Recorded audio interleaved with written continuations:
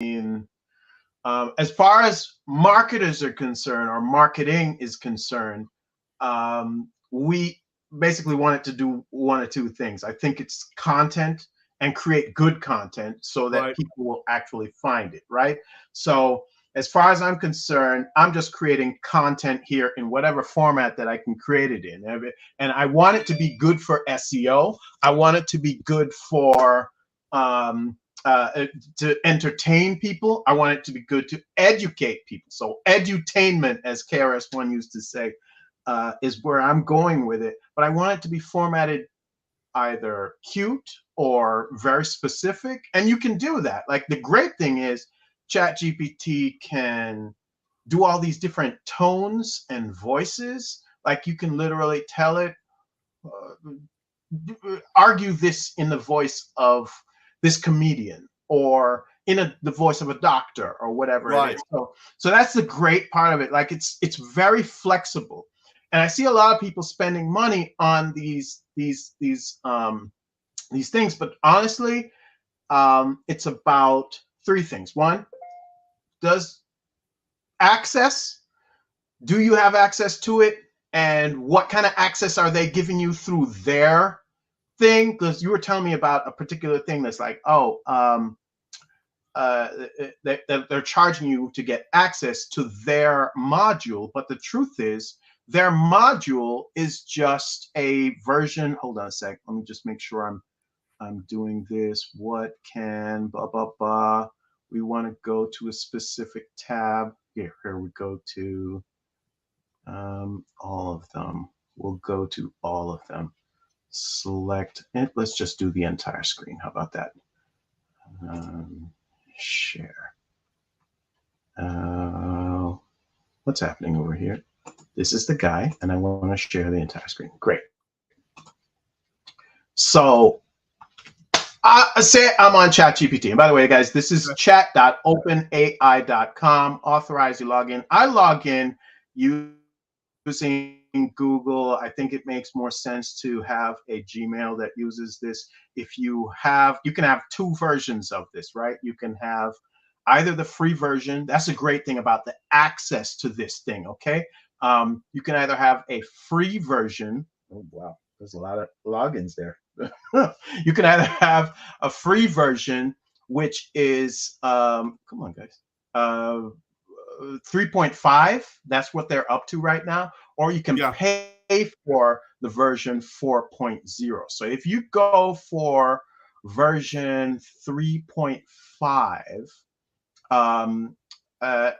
honestly, it's way faster than ChatGPT 4. And it is the kind of thing where it's not very much different, except that GPT-4 like takes longer. It has different access. So like you can browse with Bing on GPT-4. So click here. I'll click GPT-4. The default is, it's got a bunch of information, but really that information is still through 2021. This can browse with Bing. And then there are a bunch of different plugins that it has that are basically a lot of the same free plugins that you can get on Chrome. So you can use different versions. But if you got the free version, honestly, I'm going to use the free version for this purposes. And that's, if you want ChatGPT 4, it's $20 a month, and then you get an API. You can use it. Even with 3.5, you can use the API just on ChatGPT 4. You can build things using the API, and that basically means that however you connect it or want to connect it to things, you can do that and build your own type of stuff in it. Honestly, I use a lot of Chrome plugins, and when I'm talking about access now, I use a lot of Chrome plugins that connect to it. So this one down here is, see, it says web access down here. Yeah. This is one that opens it up. This one up here is called Reader GPT. It means that whatever I have, whatever I have on the screen, it can actually read that, and I can put different prompts in there. This is Engage.ai, and all of these, I'll put them in the link later on. This is Engage.ai. It literally goes into LinkedIn and has access to the site that's here, but also the site that they're using over there. There are a few of them, right? And the idea is if you're using those from here, you can copy and paste information. So for example, let's go to this article that I just made and created today. By Okay. the way, most of the article was written with ChatGPT, either directly or indirectly, because what happened was I have to gather all the local events from around the town of Babylon, and I take them and I Okay. put them into my event system here. But then once I've done that, I take all of this, everything from here, Okay. okay, and then I copy all of the events and paste them into ChatGPT and say to ChatGPT, I need you to here. Wait, did I do it? I'm pretty sure I did it this morning. I need you to, oh, it says incomplete user query because when I sent it the first time, it didn't come out right. So literally, I told it, here are all the events, right? All the events. I took them and pasted them in here. And by the way, ChatGPT 4 has the ability to have more information than 3.5. But all the information is posted in here. Based on the list of events given below, create an excited introduction digest for the post entitled Mask Up, blah, blah, blah. So this is my prompt, okay? Well, this is my prompt. Also speak briefly about the events in categories like Family Day. And it literally takes that. And with a list of event highlights. So actually, this is my whole prompt. And by the way, I'll give you a bunch of my prompts, William, because it just makes it easier. Okay. I keep them Oh, in. wow. Oh, wow. Yeah. I keep Awesome. them in a notepad, and I'll just show you those as well. So all of these, that is the prompt. Okay. And we'll get to that, the whole creativity of the prompts, but that's basically the prompt. And then here are all of the events that I put. This is the actual thing. excuse me. I open it with the parentheses here, and then I close it with the parentheses all at the way at the bottom. Okay. And it just takes this information, and it knew what these were. It understood that this was disassociate, extinguish, decode. It knew that these were bands. It understood that Rock of Ages was something at the Argyle Theater, and it was, what it was. So when it wrote out, and here's the thing, it's going to write a first draft. Sometimes great. Sometimes not so much. Sometimes it writes things that are inappropriate. Sometimes it writes it in the wrong tone, and you have to redo it over again. And you can literally click this button here and say regenerate a response to see if you get something different, right? But for this, it was fine. I copied it, I pasted it, I did some edits, and then it was done. It literally went day by day. Here's what's happening on Friday. Here's what's happening on Saturday. Here's what's happening on Sunday. Then it gave me some highlights because I told it to do those highlights, and it created this whole thing. I copied that, I pasted that in, and I put it over here, okay? So this is over here now. I want you to assume for a second that you're a brand new person. You have no idea. You want to just find out about the events that are on the thing, and you're using what we call over here Reader GPT. So Reader GPT reads everything on the page that you're on for whatever. It is a Chrome extension. You just add it onto your Chrome. It is free. So I click it and see what's happening. It's doing a summarizing, because the prompt that it is using is summarize this article here. Summarize this article in short sentences with relevant emojis. So that's what it did, because that's the setting it's on. Babylon is hosting a weekend of fun and community spirit, exciting events, blah, blah, blah, blah, blah. So it basically went through this article and summarized it. Sunday features this. Don't miss out on varied events. Let's celebrate our community. Basically, it told us what the abstract of this actual thing would be. Okay. But I can change the prompt that's in there. I've added different prompts. I think the original prompt, I've deleted it. It's just like something like this. Summarize this article, and that was all it was. But I made it so that there's an abstract and list of the most important points, I think. I can open this and click it in a second. Respond to this article with a short response of humor, or generate a suitable caption for this article with relevant emojis. A suitable caption for this article, basically, that's a social media post, right? So say I want to do that, I get that. Gather events for a .csv file, list all the events on this page, and then it was formatting them with the date, the time, where it is, blah, blah, and I was copying and pasting that into this website. And then let's create one. We're going to create add prompt, because the one that you were telling me about was, all right, so these are my different prompts that I have in here. The one that you were telling me about was responding to reviews, right? So respond to reviews on this page. Use the reviewers review. Andrew Peck. Oh, sorry, give me a second. Sorry, Andrew. Reviewers name.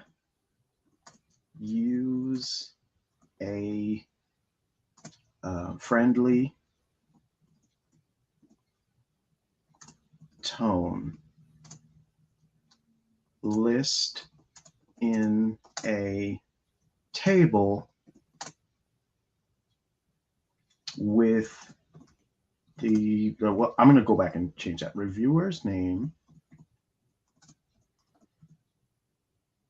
in column 1, comma, review in column 2, and response in column 3.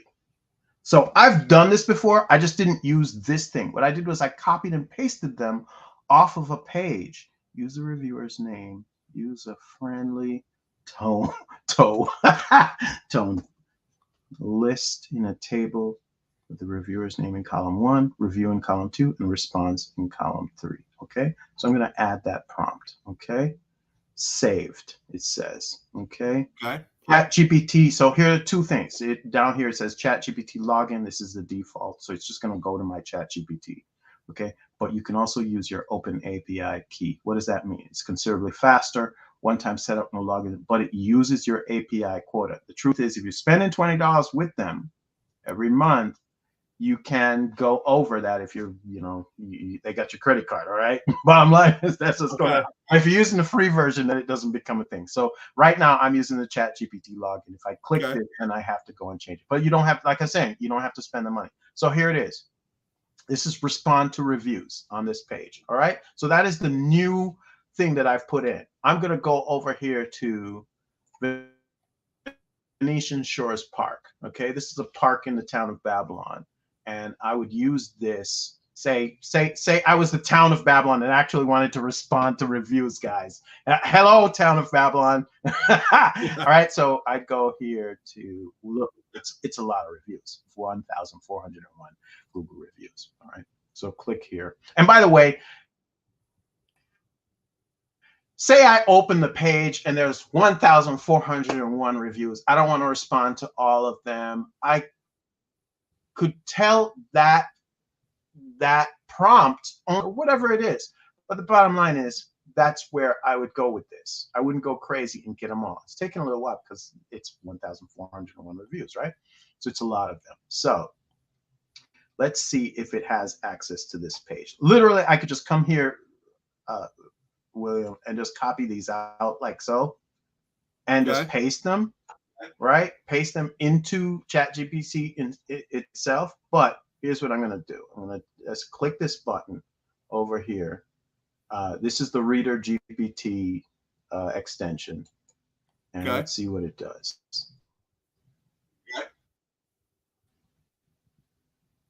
Okay, it's a lot of reviews.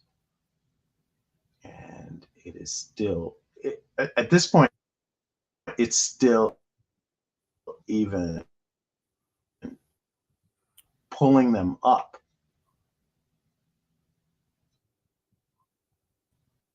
Wow. Rising.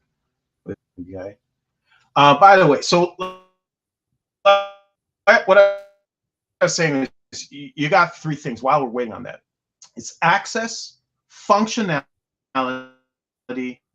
and creativity. So access is basically, does your ChatGPT have access? You know, it only goes through 2021. so it knows some things. Okay. Whoa. Likely people often mention. Here, starting. So access is number one. And so whether or not these Chrome extensions can actually, most of this stuff is free. So for you to receive it is free. Just figure that part out. Don't feel like, oh, this is a bunch of money you have to spend money on it. It's about time. Functionality. So what can ChatGPT do? It responds. Okay, so look, it's got these, hi all, we're glad, enjoy the food. See, it's literally putting them in the thing. It's a lot, so it's going to go for a little while. Functionality, what can it do? It can respond, right? It can give me 5 ideas for this thing or that thing, and it'll give you those. Okay. And maybe those aren't the exact ideas you want. Maybe you have to refine it a little. Maybe you can't use every one of the ideas. Ask for 30 ideas. That way you can use as many of them as you can, right? Or you want. Then what are we talking about as far as formatting? It can code it. Okay, so like it can put it in a table like it's doing right now. It can. It's unbelievable. I mean, so many of them. I'm really surprised that it's taken it all on, but it's also fun to see whether it'll do it. Tone and styles. The coding. It literally will put it in markup language for you. And what markup language is just when you copy and paste into, say, a WordPress, you needed to have certain things in there for PHP that allow the HTML coder to format your text in a certain way. And it will do that for you. It will create JavaScript for you. It's a bunch of different coding language anymore because ChatGPT will do it for you. That's functionality. But then on the creativity side, it's what do you tell it to do so that it does what you want it to do, right? So like I told it, I want you to do this, the reviewer's name, the review, and the response in these 3 things. It is literally going through and trying to find all of them right now.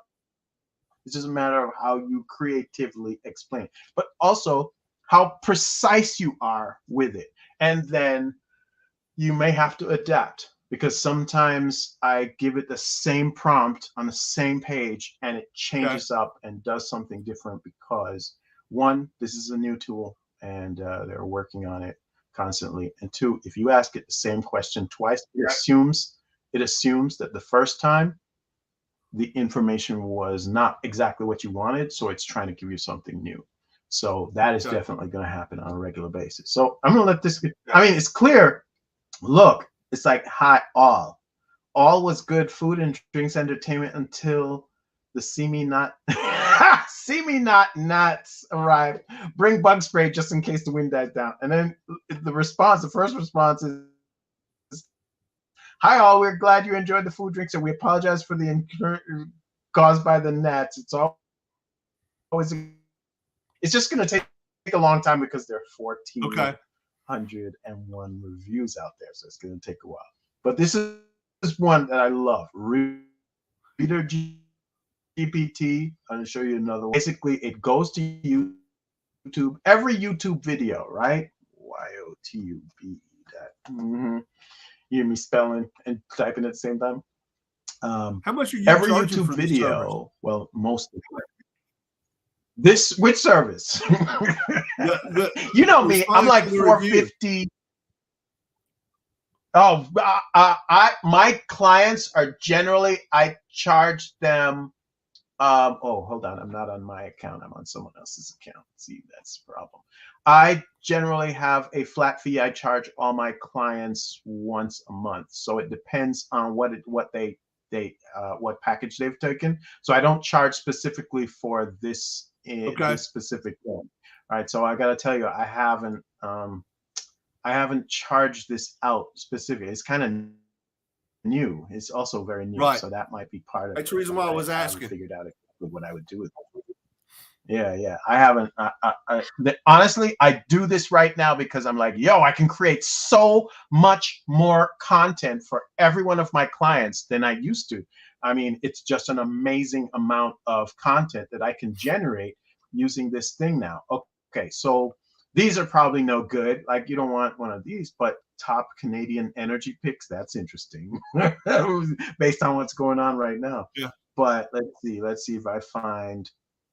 Okay, so this is episode, this is webinar, Google Business Buzz. Okay, here better. Google Business Buzz. Let's try this. So I click in Google Business Buzz, and you can see down here on almost every video, you have a transcript and summary. Okay, if this is relatively new, right, it might not have the transcript. Look in here. Okay, YouTube, you're spinning up, do your thing. You can click over here and actually see the transcript, and then you can copy and paste out that transcript. But you see this OpenAI logo right here. That is the View AI summary. Oh, I know about these guys. AI summary. Well, when you click this here, it will actually open a new tab in GPT, in ChatGPT.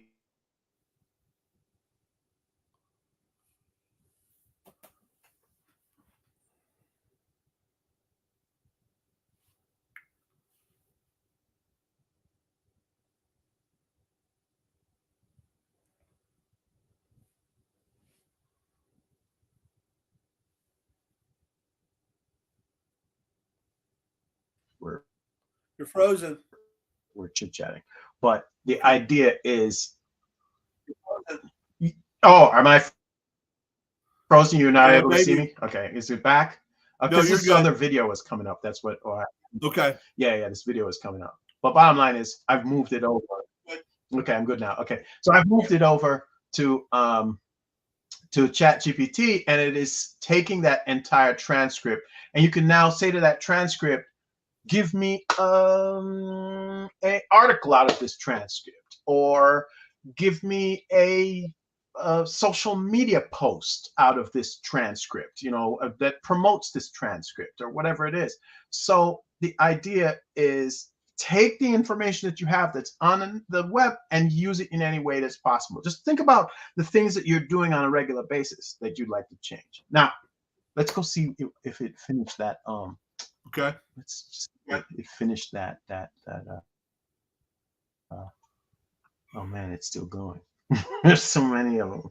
You know what? I'll post them later on. But bottom line is, when you're done, William, you come here, you click this button, and it copies everything that's in here to your clipboard. And then you just have to take that and paste it and send it to your client and say, hey, are these responses correct? Or, do these responses, are they okay with you? Do you want to change this, or you want to say that? Because honestly, you can get a bad review and it's a problem. Like, for this guy, for example, is explaining about the bug spray. This is right beside like a body of water. There's no way you're going to get away from that. It's a part of town that is beautiful. But yeah, if you go there on a summer evening, you're going to get some bugs coming at you. So it is what it is. Hey, ask me a bunch of questions so that I'm not like just blabbering on here. Oh, let's stop. So I need to use Reader GPT because it summarizes the whole page, and I give it the prompt that you gave it in reference to generating the review responses for those reviews that it just read. Now, does it? So I can put those in column, which is, I guess, is the best way to do that. Column responses, right? Yeah, you can put it in a column response, and it'll just put it in a column and then send it over to them, so that then they can say, which column it's in and whatever. I do it that way. Honestly, I'm doing it that way so that when they send me back the information, I know which one they're actually talking about, and that we're not just like, which person are you talking about? Because the truth is, sometimes you get a bad review on there, and they want to respond specifically to that person. You know, I'm wearing Manja Pizza.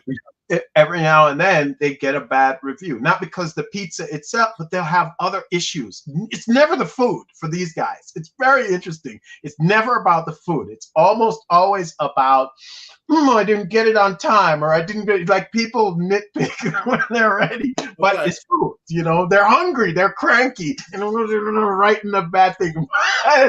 Most of the time, people write reviews. It's because they're really had a great experience, or they had what they think is a really bad experience, and so that's the only time they find the energy to do it. Ask me another question, please. Let me see if anybody else is commenting or sending me anything. No, I don't see anything yet. All right. But yeah, that's basically it. It's access, functionality, and creativity. If you can build it, I'll send you a link. I'll send you an email. I love that idea that you can present the responses to your client. Yeah. Prior. I mean, just as an example. Yes. Right. You don't have to respond right away. You put them, send it to them, and then you copy and paste. If it's good, then it's good. Honestly, if you're kept up on them, you don't have 1,401 unanswered reviews. It's much easier. It's like 4 or 5 of these, and it is what it is. So it's done. But in your experience, how many businesses do not respond to either positive or negative reviews? Out of the businesses that I have, if it wasn't for me, they would never even look at them. I mean, sometimes even the ones who see them and know that it has happened, they don't even respond. And the most part, the only time they even see them or pay attention is when it's negative. I have a brand new client that I took on recently. I said to her, listen, you have to get some reviews over here. Have your people, do some reviews. And they've been putting them up, but she didn't, people are busy. They have their time. They're running their business, right? It's what they're doing. It's not about, what's happening with us. So, this is the kind of thing they don't even know sometimes, that responding to reviews with the right keywords, with the person's name, it says to the client or the person who is watching the review, looking at the review, this is important. They actually care about us. They actually respond to different things. And so I don't know if you see at the top of that, let's go back to Venetian Shores Park here. At the top of that, it has all of these people often mention stuff up here. This is Google summarizing what it found to be the best keywords in your thing. So most relevant, newest, highest, lowest, all of that is really important to them. And so if you're using the right keywords when you're responding, you get higher on the Google search list when people are looking for certain things than your competitors. It's really important to respond to reviews. If you're not responding to reviews on a regular basis, then you need to call me or call William because I know he's going to be doing this like on a regular basis now. Yeah. Right? Yeah. Fascinating. Oh, snap. I didn't even show. I thought I was showing you. No, but I know what you're talking about. I've seen that before on Google Business Profiles. Yeah. I know what you're referring to. Yeah, it's like right at the top. So it is what it is. All right, so I'll show it to them again. But yeah, it's right up here at the top. And say, this thing is still going. It's 1,004. I wish I had chosen a few of them, but I guess you can see it did start to do it right here. So this is the first one. You see these dashes here? Those dashes are basically each one of the thing, and then the column is coming in between. So this is what's going to happen. Okay. Eventually, I'll get all these. I'll send them to you just for the fun. Okay. But yeah, that's what that is. And then Reader GPT, the Chat GPT, okay, the different ones. Those all work out. Let me get out of this. In the last few minutes, talk to me about my post rotator. It works well. Oh, this, you don't know about this. All right, so my post rotator is basically my system that we have. We take all the pieces of content that we have and we load them up. We've got like 180 pieces. We build them for you custom and then put them in the thing. We talk about what makes you special, what makes you unique, why people should choose you instead of someone else. Information that people don't know. Say, for example, you're an exterminator. Okay, you can talk about all the different bugs that are coming up in summer and why you should stay away from them, or what you should do, or how you can manage that. That little piece of content every single day says you are still open as a business. It says you care about giving information to people, and it says you care about taking care of whatever problem that they have. Yeah, I mean, one of the things that you should definitely be putting out is some kind of lead magnet. What is a lead magnet? It's a piece of content that people want to get so badly that they will give you their email address for it. They'll give you their phone number for it so that you can call them back and engage with them. You're not going to remember to put out that piece of lead magnet every single day or every single week. So It's in your social media thing. People are coming in and on this thing on different times, on different days, and different times of the week or whatever. The truth is, you're not going to remember to do that. My post rotator does it, like just keeps on doing it. You tell it, I want that piece of content going out once a week on Mondays at 5 o'clock, and it does it every day, every week, or it does it every day. You can schedule it so it's done it. So that's what that is. Oh, do you just do that for fun because you're a marketing dude and you were like, yo, let me tell people what my post rotator is? But I feel like that's where we're making our content now. So that's where I use this brand. But will it post indefinitely? So let's say it's Monday at 5 o'clock. You set it once and until Noah builds the next heart, it just continues to post. You can continue to post like that every Monday at 5 o'clock. It can post every first Monday.